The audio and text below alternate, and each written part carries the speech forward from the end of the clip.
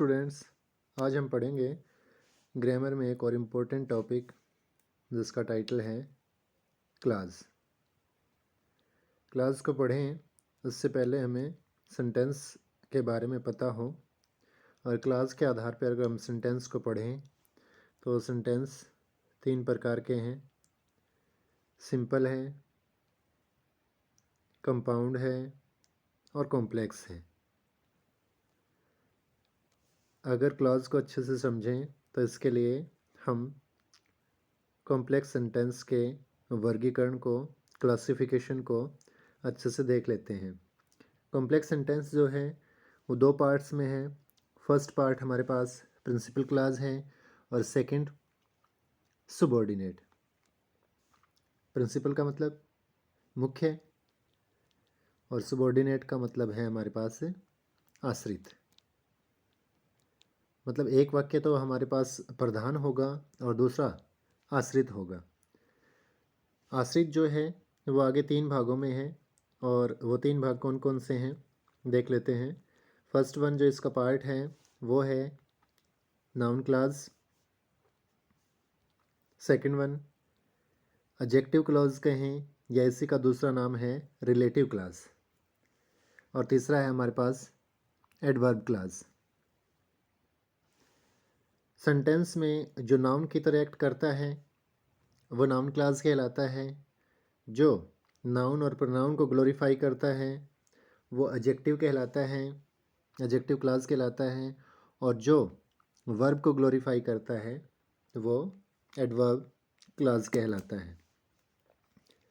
Principal जिसका अपना full meaning है, जो अपने अर्थ के लिए किसी दूसरे पर निर्भर नहीं करता, और सबऑर्डिनेट जो अपने अर्थ के लिए दूसरे पर निर्भर करता है। हमारे बोर्ड सिलेबस में क्लास का जो ये टॉपिक दिया गया है, स्पेशली 10th क्लास में, वहाँ मोस्टली जो हम पैटर्न देखते हैं वो पैटर्न कुछ ऐसा होता है कि हमें दो सेंटेंस जो हैं वो दिए जाते हैं, और उन दोनों सेंटेंस को कंबाइन करके हमें सिंगल सेंटेंस बनाना होता है। तो सबसे पहले आज इसी कड़ी में हम देख लेते हैं नाउन क्लॉज में अगर हम दो सेंटेंस को कंबाइन करके एक सेंटेंस के रूप में लिखें तो हमें किस प्रक्रिया का फॉलो करना होगा। तो सबसे पहले हम इसी में देख लेते हैं रोल नंबर फर्स्ट। यहाँ अगर आप देखें तो आपको दो सेंटेंसेस दिए गए हैं, और दोनों ही सेंटेंस जो हैं वो असर्टिव टाइप के हैं। असर्टिव टाइप जिनके लास्ट में फुल स्टॉप है, ऐसे सेंटेंसेस। उन दोनों सेंटेंसेस को जब आप कंबाइन करेंगे तो उनसे जो रिज़ल्ट निकलेगा वो भी असर्टिव ही होगा। लेकिन 10th क्लास के स्टूडेंट में जो सबसे बड़ी प्रॉब्लम है या जिस समस्या को वो सबसे ज़्यादा महसूस करते हैं वो यही है कि जब दोनों ही सेंटेंस असर्टिव है तो हमें कैसे पता चले कि किस सेंटेंस को एक नंबर पे लिखना है और किसे नंबर 2 पर। तो इसके लिए हम कुछ पहचान जो है उनका ध्यान कर लेते हैं। किसी सेंटेंस के लास्ट में आपको दिस मिल जाए, या फिर दैट मिल जाए, या फिर आपको इट मिल जाए, या फिर सो मिल जाए। इन चार में से कोई एक मिले, और ये मिलेंगे कहाँ पर? वाक्य के अंत में। तो ऐसे सेंटेंस को आप ध्यान रखना कि हमेशा आप एक नंबर पे लिखेंगे। और दूसरा सेंटेंस जब आप जोड़ें तो उस सेंटेंस को जोड़ने के लिए आप योजक दैट लगाएंगे, और इन चारों में से जो भी वाक्य के अंत में आया था उसको आप हटा देंगे। चाहे वो दिस आया है तो दिस हट जाएगा, दैट है तो दैट हट जाएगा, इट है तो इट भी हटेगा, और सो है तो वो भी हटेगा। इसी प्रकार से तीन पहचान और हैं जिनको हम ध्यान में रखेंगे, और वो है हमारे पास कि जब दिस, दैट और इट जो है कहीं ना कहीं हमारे पास वाक्य के शुरू में मिले। जब शुरू में मिलेंगे तो हमें इन्हें हटाना नहीं है, और उस सेंटेंस को भी हमें ध्यान रहे कि एक नंबर पे लिखना है। तो हम अब कह सकते हैं कि हमारे पास टोटल जो है वो 7 पहचान हो चली हैं। 7 में से 4 पहचान वाक्य के अंत में मिलेंगी और 3 शुरुआत में। 4 वाक्य के शुरू में, 3 अंत में, टोटल 7 पहचान है। इन्हीं 7 पहचान के आधार पे आप सेंटेंस को 1 और 2 नंबर पे लिखेंगे। जब दोनों ही सेंटेंस असर्टिव हैं, उनको जब आप जोड़ के परिणाम के रूप में असर्टिव सेंटेंस लेके आ रहे हैं, तो कहीं ना कहीं दोनों सेंटेंस को जोड़ने के लिए हम कनेक्टर जो है वो दैट लगाने वाले हैं। एग्जाम्पल से देख लेते हैं, ये चीज़ हमें और ज़्यादा अच्छे से समझ में आ जाएगी ताकि हमें कोई प्रॉब्लम ना हो। फर्स्ट वन एग्जाम्पल आप देखें, I know it he is a cheat. आप दोनों सेंटेंस को देख पा रहे हैं। फर्स्ट सेंटेंस के लास्ट में आपने इट देखा तो आपके मन में कहीं ना कहीं ये सवाल ज़रूर आया होगा कि दिस दैट इट शो, जिस वाक्य के अंत में होंगे उस सेंटेंस को आप 1 नंबर के रूप में लिखेंगे। तो इस सेंटेंस को अभी आपने लिखा आई नो, और ये चीज़ आपको पता है कि दिस दैट इट शो वाक्य के अंत में होंगे तो उन्हें हटाना है। हमने इट को हटा दिया, और दूसरा सेंटेंस भी असर्टिव है, जोड़ने के लिए योजक हमने दैट लगा दिया और फिर लिख दिया ही इज़ ए चीट, और लास्ट में फुल स्टॉप होगा। इसी प्रकार दूसरा सेंटेंस आप देखें तो आप देखते हैं I have told him, full stop है। सेकंड वन सेंटेंस आपके पास है ही मस्ट पे हिज फीस। तब आप कहेंगे कि हमें ऐसे में कोई पहचान नहीं मिली है, तो आप ध्यान रखना कि कई बार जब आपको पहचान ना मिले तो आप पर्सन के आधार पे भी सेंटेंस को 1 या 2 नंबर पे लिख सकते हैं।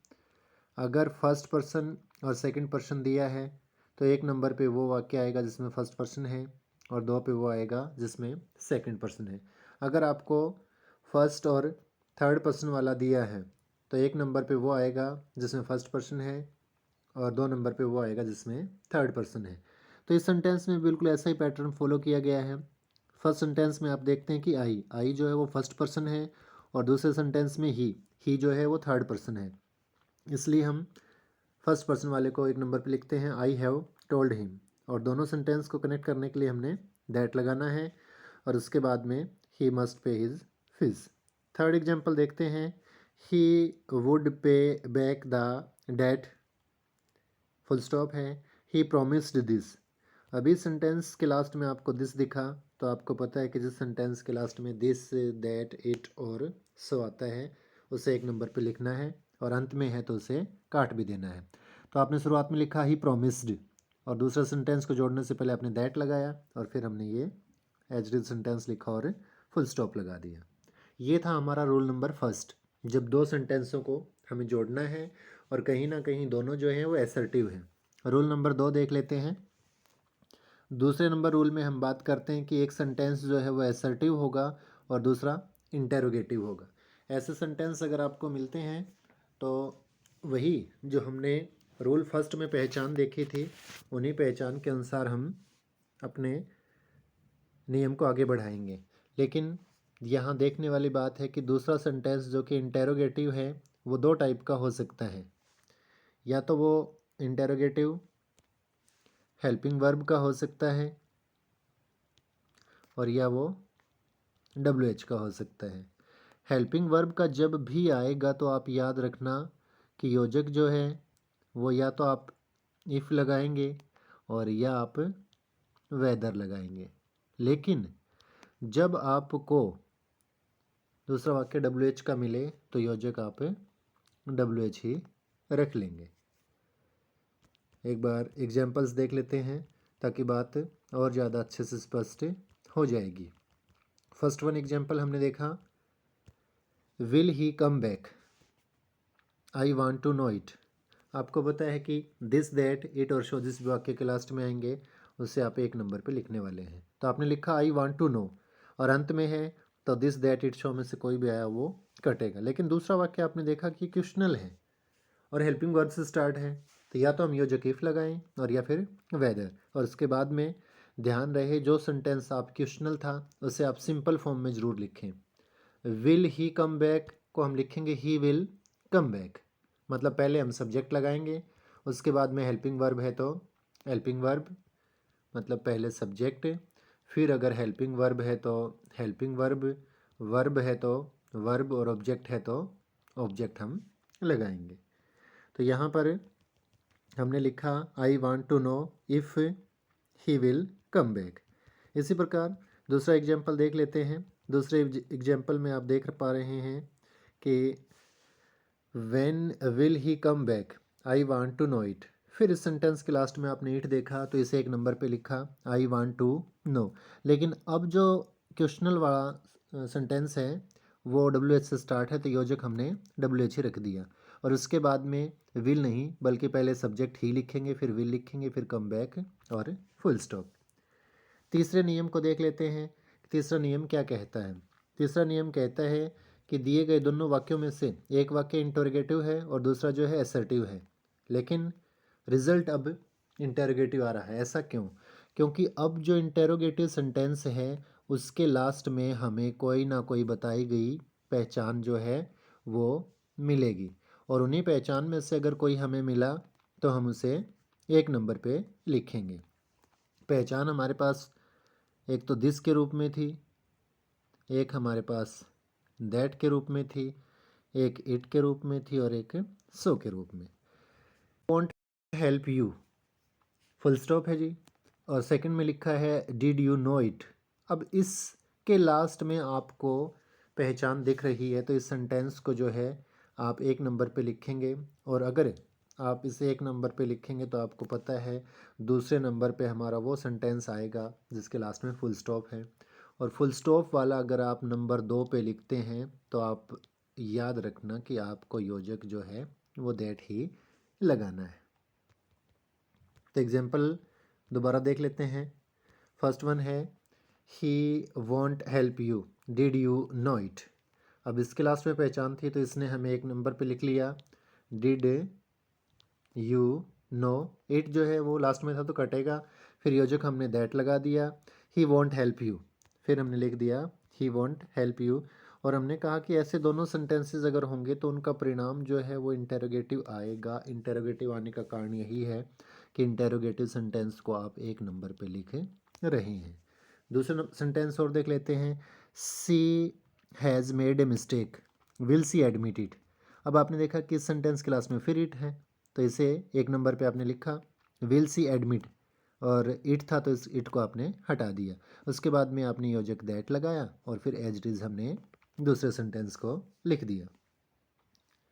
4 नंबर रूल को हम अगर देखें तो अब यहाँ पर दोनों ही सेंटेंस जो हैं वो इंटेरोगेटिव टाइप के हैं, मतलब क्वेश्चन प्लस क्वेश्चन वालों को जोड़ेंगे तो रिजल्ट हमारे पास क्वेश्चनल ही आएगा।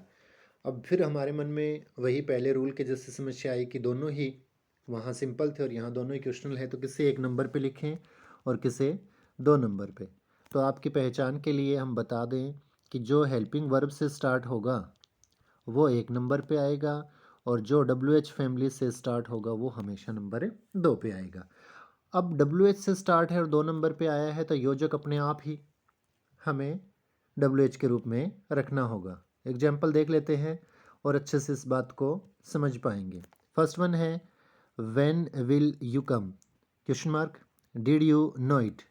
अब इसमें ये हेल्पिंग वर्ब से स्टार्ट है, ये डब्ल्यू एच से, तो हेल्पिंग वर्ब से स्टार्ट है उसको हम एक नंबर पे लिखेंगे। Do you know it last में था तो हमने काट दिया। डब्ल्यू एच से स्टार्ट था तो योजक हमने डब्ल्यू एच रख लिया। और ही विल कम, विल ही कम को हम लिखेंगे ही विल कम और लास्ट में क्वेश्चन मार्क। इससे आगे का देख लेते हैं। सेकंड एग्जांपल जो है where was he going question mark है, और दूसरा हमारे पास है डिड ही टेल यू। अब यहाँ हमारे पास कोई पहचान नहीं है लेकिन फिर भी हमें पता है कि ये हेल्पिंग वर्ब से शुरू है और ये डब्ल्यू एच से। हेल्पिंग वर्ब से शुरू है तो इसे हम एक नंबर पे लिखेंगे। हमने लिखा डिड ही टेल यू, फिर योजक डब्ल्यू एच है तो हमने योजक डब्ल्यू एच ही लगा दिया। उसके बाद में वाज ही गोइंग को हम सिंपल करके लिखेंगे ही वाज गोइंग और लास्ट में क्वेश्चन मार्क। पांचवा जो रूल है वो अपने आप में बड़ा महत्वपूर्ण है कि इसमें एक सेंटेंस तो आपको इम्पेरेटिव मिल रहा है और दूसरा इंटेरोगेटिव मिल रहा है, लेकिन रिजल्ट इम्पेरेटिव ही आ रहा है। इम्पेरेटिव की पहचान क्या है पहले आप ये देख लें, जो या तो प्लीज़ से शुरू हो या फिर काइंडली से, फिर आपको मिले वर्ब और फिर मिल जाए ऑब्जेक्ट लास्ट में फुल स्टॉप हो तो वो इम्पेरेटिव है, या फिर शुरुआत में ही आपको वर्ब मिल जाए या फिर ऑब्जेक्ट फुल स्टॉप हो तो वो भी इम्पेरेटिव है। इसके अलावा तीसरी और जो पहचान है वो है कि आपको शुरुआत में डू नॉट मिलेगा, इकट्ठा मिले ध्यान रहे, और उसके बाद में आप देखेंगे कि या तो वर्ब है और फिर ऑब्जेक्ट और फुल स्टॉप वाला है तो इम्पेरेटिव। और दूसरे नंबर पे जो इंटेरोगेटिव आया है वो हमेशा आपको मिलेगा WH से स्टार्ट होता, और जो WH से स्टार्ट होगा तो आपको पता है कि आप कनेक्टर जो है, योजक जो है, वो WH को ही रखने वाले हैं। एग्जाम्पल देख लेते हैं ताकि ये बात और अच्छे से समझ में आ जाए। फर्स्ट वन हमारे पास एग्जाम्पल है, वेयर डज ही लिव, ये WH से स्टार्ट है। प्लीज़ टेल मी, हमने कहा जो प्लीज़ काइंडली से शुरू होंगे वो इम्पेरेटिव होंगे, और इम्पेरेटिव को आप एक नंबर पे लिखेंगे, तो आपने एक नंबर पे लिखा प्लीज़ टेल मी, ये WH से स्टार्ट था तो योजक हमने WH ही रखा। ऐसे सेंटेंसेस जिनमें हेल्पिंग वर्ब जो है वो कहीं ना कहीं डू के रूप में हो तो वो हटेगी और वर्ब की फर्स्ट फॉर्म ही रहेगी। उसी प्रकार जो है हेल्पिंग वर्ब अगर आपको डज मिल जाए, डज भी हटेगी, लेकिन उस सिचुएशन में वर्ब की फर्स्ट के साथ में आपको एस या एस लगाना है। तीसरी और जो बात आपको याद रखनी है वो ये है कि अगर आपको हेल्पिंग वर्ब डिड मिले तो उसे भी आपको काटना पड़ेगा, और जो वर्ब की फर्स्ट फॉर्म है उसे आप सेकंड में बदल देंगे। तो एग्जाम्पल दोबारा देख लेते हैं ताकि बात समझ में आ जाए। तो हमारे पास एग्जाम्पल है, प्लीज़ टेल मी, ये हमने एज इट इज़ लिखा। वेयर योजक के रूप में रखा, डज को हमने दिया हटा, सी को सी रखा, डज हटा तो लिव का लिव्स हुआ है। सेकंड वन देख लेते हैं, what do you have in your pocket, question mark है, टेक इट आउट। अब टेक जो है वर्ब है और वो शुरुआत में आई है तो इसे हम एक नंबर पे लिखेंगे। टेक आउट, आप कहेंगे कि इट को हमने क्यों हटा दिया, लास्ट में होता है, तो मोटा मोटी हमने कहा था कि उसे हटाना या काटना होता है। टेक आउट, उसके बाद में योजक वट है, WH का है तो WH ही रहेगा। डू हमने हटा दिया, यू को यू रखा, हैव को हैव रख दिया इन योर पॉकेट और फुल स्टॉप। और इसी के संदर्भ में छठा महत्वपूर्ण जो नियम है वो है कि हमारे पास एक सेंटेंस जो है वो असर्टिव होगा और दूसरा जो है वो हमारे पास से एक्सक्लामेटरी होगा, तो हमें क्या करना पड़ेगा। ऐसे सेंटेंसेस में आप देखें कि एक असर्टिव है और दूसरा एक्सक्लामेटरी। एक्सक्लामेटरी वो है जिनके लास्ट में आपको साइन ऑफ एक्सक्लेमेशन मिलता है। तो ऐसे सेंटेंसेस में आप देखें कि जो सेंटेंस असर्टिव है उससे आप एक नंबर पे लिखेंगे, और जो आपके पास एक्सक्लामेटरी है वो 2 नंबर पे लिखा जाएगा। लेकिन ध्यान रहे 2 नंबर पे जो सेंटेंस आप लिखेंगे उसे आप सिंपल बना के लिखेंगे, और योजक जो है वो आप दैट लगाएंगे। कैसे होगा, ये नीचे दिए गए एग्जाम्पल जो हैं उनको आप देखेंगे तो ये बात और ज़्यादा आपको स्पष्ट हो जाएगी। तो फर्स्ट वन एग्जाम्पल देखते हैं कि उसमें क्या लिखा है, हाउ फुलिश ही इज़, और यहाँ साइन ऑफ एक्सक्लेमेशन है, और दूसरा सेंटेंस है आई नो इट। अब इट, आपको अगर पहले वाला नियम ही ध्यान में हो तो हमने कहा था दिस दैट इट शो जिसके लास्ट में होगा उसे हमें नंबर 1 पे लिखना है। दिस दैट इट शो में जो भी आया है उसे हटा देना है, योजक जो है वो दैट रखना है। तो अब देखें कैसे सेंटेंस को उसने लिखा है, आई नो, योजक उसने दैट लगाया। हाउ फुलिश ही इज को उसने लिखा ही इज़ वेरी फुलिश, क्योंकि ये सिंपल बना के लिखना है, तो ये बात एकदम अपने दिमाग में रखना, नहीं तो सेंटेंस आप अच्छे से नहीं बना पाएंगे। दूसरा एग्जाम्पल देख लेते हैं, what a brave man he was, यहाँ पर फिर साइन ऑफ एक्सक्लेमेशन है। एवरीवन सेड सो, जिस वाक्य के अंत में दिस हो, दैट हो, इट हो, सो हो, उसे एक नंबर पे लिखना है, लास्ट में आए हुए को काट देना है। एवरीवन सेड और उसके बाद में योजक that. What a brave man he was को हमने सिंपल बना के लिखा he was a very brave man, और लास्ट में हमने लगा दिया फुल स्टॉप। तो स्टूडेंट्स ये थे हमारे पास नाउन क्लॉज में जब 2 सेंटेंसेस दिए हों तो कैसे उन्हें हम कंबाइन करके सिंगल सेंटेंस बना सकते हैं। अगले पार्ट में आपको एडजेक्टिव और एडवर्ब क्लॉज के इसी प्रकार रूल रेगुलेशन बताकर इस टॉपिक को पूरा कर दिया जाएगा। आज का अगर ये लेक्चर आपको पसंद आया तो वीडियो को लाइक कीजिए, चैनल को सब्सक्राइब कीजिए। धन्यवाद।